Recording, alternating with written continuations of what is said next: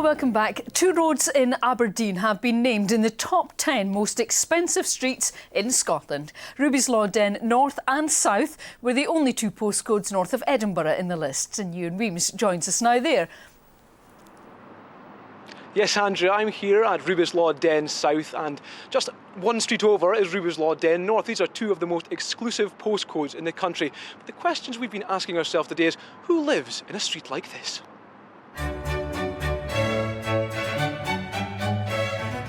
It's known locally as Millionaire's Row, and judging by the average house prices, it's not hard to see why.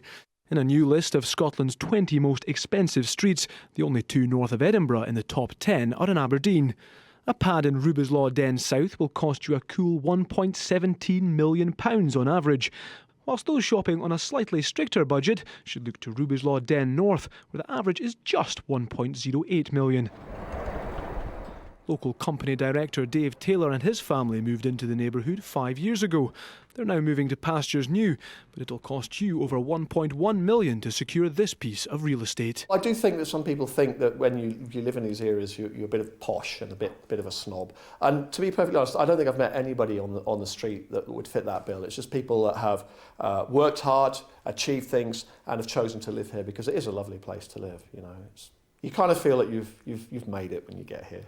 But why are these among Scotland's most prestigious postcodes, and what do you really get for your money? You're looking at some of the largest, obviously granite, and most impressive properties in the city generally. And the fact that we are looking at properties that have been built to individual requirements 100 or so years ago means that you're getting something that's perhaps a little bit special. So, while the streets aren't quite paved with gold, the shine isn't likely to come off either of these dens anytime soon.